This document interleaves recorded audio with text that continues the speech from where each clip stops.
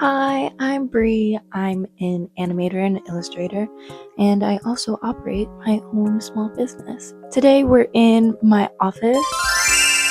So today I'm going to talk a little bit about MoCCA Fest. This year, the collective I'm in, Gal Pals, we got the opportunity to sponsor this year's MoCCA Fest, and I'm going to show you guys how we prepped for that as a collective and how I prepped for it individually. So this will be a little bit of like a mix between a vlog and giving tips, or more so how I tackled this. And additionally, the week after MoCCA Fest was Tiny Trinkets Market. Tiny Trinkets Market was actually organized by Tina, a fellow gal pal. It is her first market that she organized herself, and that was literally the Saturday after MoCCA Fest. So it was club after another club after another club. Like I mentioned before, this year Gal Pals sponsored MoCCA Fest, and we had 2 6-feet tables. So in the beginning, we kind of had to figure out how much space do we each get? How do we kind of like plan this out? Luckily, we've done Anime NYC as a group before. So basically, we're not new to this. We're true to this when it comes to table sharing and figuring out space. So with 2 6-foot tables and 5 artists, we essentially got approximately 2 feet each. We had to be really divisive on the stuff that we had to bring. Because of the limited space, I wanted to be as strategic as possible with my layout. And some things that I really wanted to make sure of was, one, that items like my keychains were eye level. 2, that my stickers and sticker sheets were in a spot where people can like easily pick them up. And 3, that my shirts were not only easily viewable, but people can like touch them and see them up close. So those were the goals that I had in mind. Also, fourth goal, there's actually 4 things. Condensing my signage. That was also one of the things that I wanted to accomplish with this new kind of booth design that I had to figure out. So figuring out the Gal Pal space. One of the first things we did was a digital mock-up. Gal Pal May is very well versed in 3D modeling, so she was able to make a 3D model of the space and kind of see how we were going to set up each booth in a way. So because there's 5 of us and we got like 2 feet of space, we had an extra 2 feet of space. I want to say 2 feet of space. I'm not quite. It's either 1 to 2 feet of space that we had for just a Gal Pal section. And that Gal Pal section would basically have information about the collective, where to follow us. We were also selling leftover sticker packs from the Anime NYC we did in 2025, and a zine that we made specially for MoCCA. Because MoCCA is a comics festival, we wanted to do like a group zine. So that's where we would sell all those things in the Gal Pal section, and then everybody else would have their individual section. 2 weeks before MoCCA, we did a group setup at Gal Pal Indra's place, and this was really helpful because we could see the whole thing together, and we could figure out how we were going to attach, if we were going to attach together, and also the Gal Pal space. Because it's 5 of us, it's really important that we all kind of get together just to see the whole thing. Like I said before, my setup was something that I really wanted to be strategic about to make the most use of my space. Your setup kind of does affect how people buy things, which is really interesting. I feel like selling at markets and conventions is a little bit of a social experiment. You kind of see what people are gravitating to more than others. So things like self-serve versus just display. So I used to have my stickers and sticker sheets as display. It would be on a display board. Wait, hold on. I think I have an example. So this is an example of my sticker display board, and I would have like 5 of these of just different stickers. And then this was my sticker sheet display board. I have way more sticker sheets now, and stickers as well. So I used to just use display boards for them, and I found that when I did switch over to self-serve stickers and having them like on a acrylic tray that people could kind of just pick and grab whatever, people ended up buying a lot more. And I found that people really like kind of picking things up and seeing things up close themselves, especially something small like stickers or sticker sheets, where they kind of can flip through, examine, see if like, oh, that's cute, or maybe I want this one, especially because I have a sticker deal when I do conventions and it's buy 3 get 1 free. So people kind of like being able to like shuffle and pick and decide, oh, maybe I want this as a free one. Oh, actually, I want this one. When it comes to stickers and sticker sheets, people usually like self-serve better. I found those items do better for me when they are self-serve as opposed to display. However, with my keychains, I found that it kind of didn't matter if it was self-serve or display with my keychains. I used to have my weapon keychains were self-serve, so they were on hooks that people could grab from, and they didn't really do any better when they were self-serve as opposed to display, and having them as a display kind of condenses space. This is my keychain board, and I have the keychains hang off these little hooks, and I try to keep it eye level so people can like look at them up close and touch them, obviously. And my shaker keychains, I also like to have those eye level, so I just kept them display only for this setup for the sake of space. One challenge that I always have since I started making this item is how to hang my shirts. It's kind of the bane of my existence. I used to kind of fold them and clip them onto my grids, but because the design, I'm wearing one of them, because this design is like really large, some of it ended up kind of being cut off when I did that, and it would just kind of look like really lumpy and just like not the best. It kind of made it hard for the grids to attach to the grid next to it. So I really wanted to find a way to better display the shirts in all of its glory. So I did some research into how stores displayed their shirts, specifically Hot Topic, because Hot Topic has a sea of shirts. And whenever I go in there, I could easily see all of the designs. I kind of realized that their display is basically a printout of the design on cardstock in a frame. So I was like, I'm gonna steal that idea.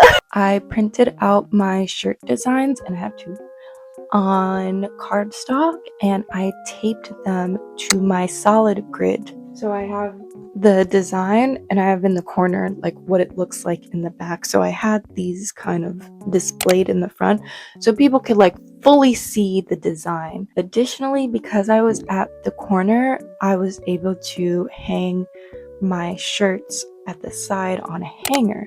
So people who were kind of walking in the middle aisle or to the side could see the shirts, and they could come up to it and touch it, feel the fabric, kind of read it up close.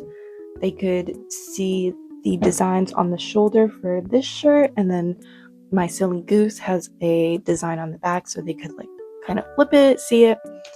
So that was really great to catch people's eyes from the side. And I decided to push it further. I made an impulse decision and I got a convex mirror. What is a convex mirror, you're probably asking? Well, it's one of those mirrors that you see in supermarkets that people like to take like selfies in. I decided to get a mirror because I thought it would be really cute, especially because I was on the edge. And the mirror I ended up getting was really big. It was listed as like a truck side view mirror, but I bought it and it ended up being bigger than I thought it would be, but that's okay because it's still like really good size, and I decided to spray paint it pink because obviously I love pink. And I put it right above the shirts so people could like not only stop and see the shirts, but they'll stop and see the mirror. I made cutouts of my Wee Bunny character and I taped it to the side of the mirror, and also a sign saying like, you know, tag me in your selfies. So people definitely used it and they tagged me in their selfies, and it was really cute to see. And while they were standing there taking a picture, it's like, oh wait, there are shirts, because I had the shirts right under the mirror. So I think that ended up being like really cute and perfect. One of the other things that I wanted to do was condense my signs. One of the things that I kind of dreaded when it came to setting up and breaking down was the fact that I had so many little signs. I don't know, I was just thinking, how do I make my life easier when it comes to setting up and breaking down? Because do I really need all of these like little signs for all of these like things? Like, I have a sign for stickers, I have a sign for the sticker deal, I have a sign for this, I have a sign for that. So instead of having two different signs for the item and then the deal, I just made a sign with the item price and the deal. And I made, for my acrylic trays that I keep my stickers in, I kind of made like a little crown for it. So it had the price of the stickers, and then the sticker deal was right under there as well. So I did that with my shirt sign and my tote bag sign. So I had the price for my shirts, and then I had all the sizes I had available, and the deal that I had, I do a 2 for $60 deal on my shirts.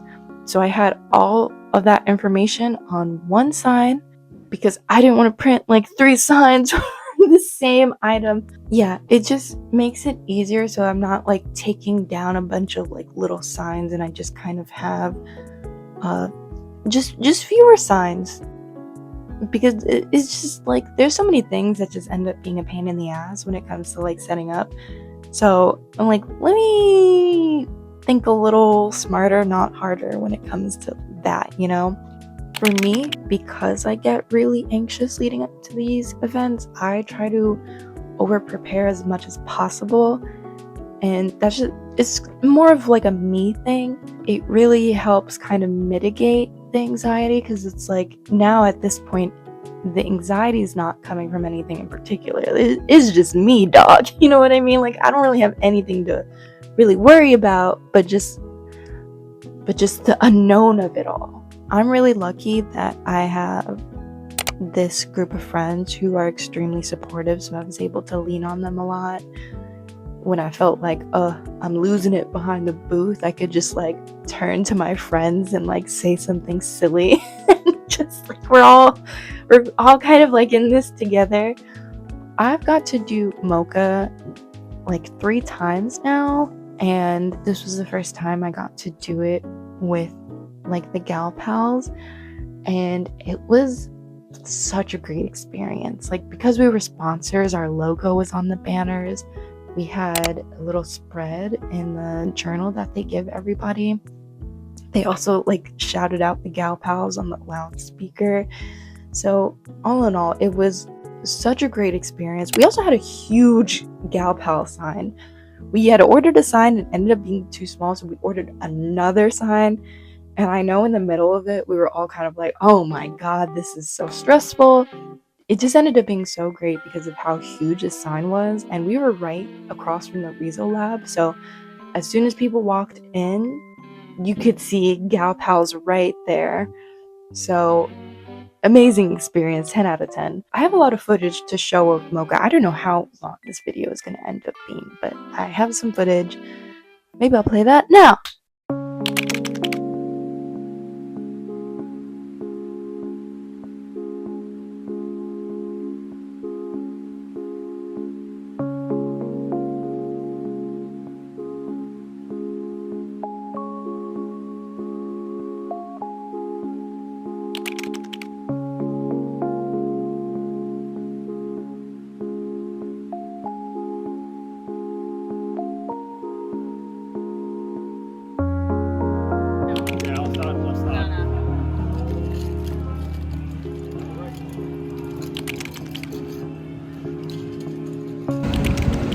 This is me on my way to MoCCA. First day. Wish us luck.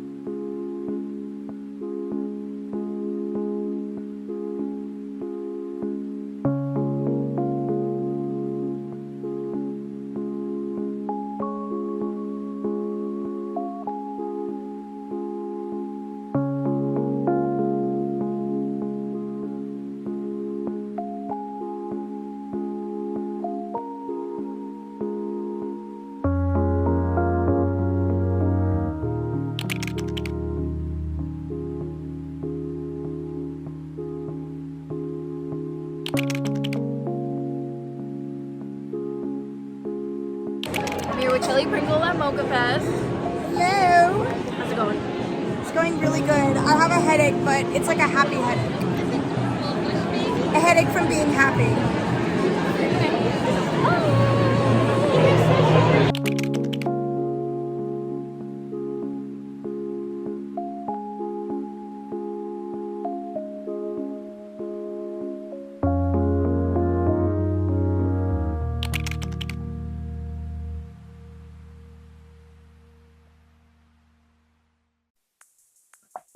How do I pivot to Tiny Trinket Market after MoCCA?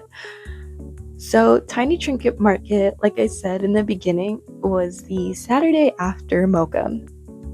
This year it was MoCCA, which is 2 days, and then Tiny Trinket Market, which was only 1 day, thank God. So for Tiny Trinket Market, the only thing that I really had to do was I had to replenish a lot of my stickers that had sold out during MoCCA, which is easy because I have a Cricut, I have a printer. And I had to do a 6-foot setup because I didn't do a mock-up for a 6-foot setup, which was fine. It's a lot easier to go from small to a bigger setup.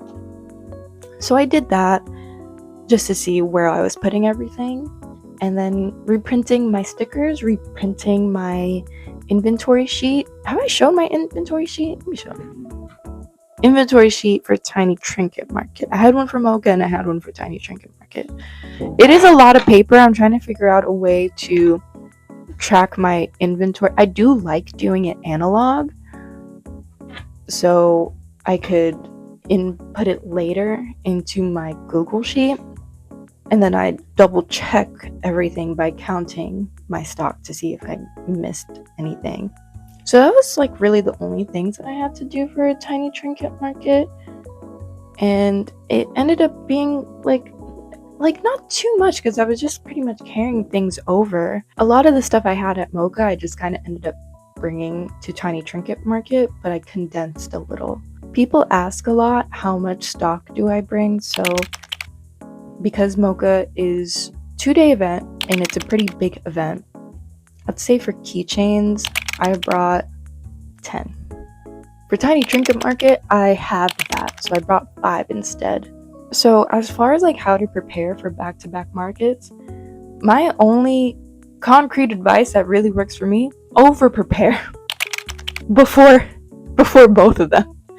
So the week that you have in between, you're basically just kind of like replenishing stock. And if you don't like print your own stickers or anything, then you're just counting your leftover inventory and packing your bags for the next one.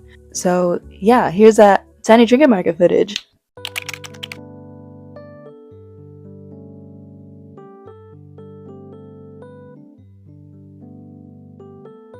I'm here at Tiny Trinket Market and we are about to open, and we're here with the gal pals and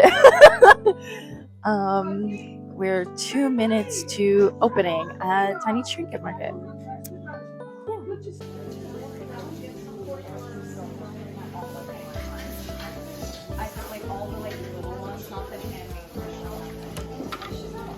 We're here with Tiny Trinket Market host Tina. How you doing today, Tina? Doing very well. I'm very excited for my first market. This is the first time I'm hosting one, and we have so many wonderful vendors, and everyone here has been so kind, and I'm just so excited for everyone to show their work and for us to have our first Tiny Trinket art market. Yay! And what is your favorite trinket? My favorite trinket, I love my clicky keychains, but I just love anything that makes like a sound, honestly. I love Smithskies too. I love boo-boos. I love everything. I just love every trinket, honestly. Cute. All right, thank you, Tina. Thank you. Bye. Hello, this is Bree here at Tiny Trinket Market. We are at, it's like 4 o'clock, so we have one more hour. I am tweaking back here, but somebody was kind enough to give all of us like this little tin that had a candy and these ducks. That's one duck. Where's the other duck? I don't know where the other duck is. To review, what worked for me with these markets? Now, like I said before, these were my first real markets of the year. So it's really important for me to see, like, I'm at the stage of my business where I'm like, I really want to elevate and grow. So, like, what is doing well? What do I need to improve on? So what worked? That mirror. The mirror worked so well. People love stopping. You want to get people to stop at your booth.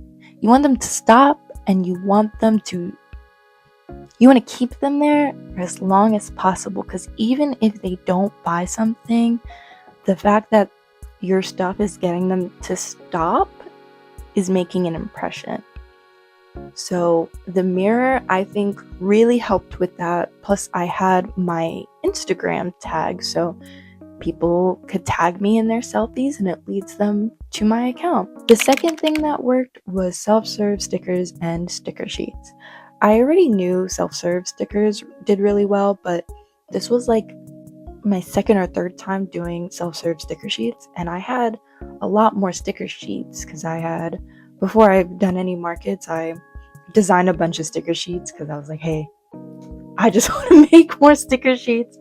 So this is my third time having them self-serve, and it worked out really well. The third thing that I think worked was I have a sign with my QR code, and on that sign it says, if you follow my Instagram, you get a freebie sticker. One of the things that I struggle with as a small business is getting my in-person sales to translate to my online sales, because I do really well when I sell in person, but because it's a mix of like following and like promoting, and I do my best when it comes to promoting my shop stuff, but my online sales don't really reflect how well I do in person. I try to lead them back to my Instagram, which is like my main platform that I use. People love an incentive. If you say, hey, I have a free sticker, people are like.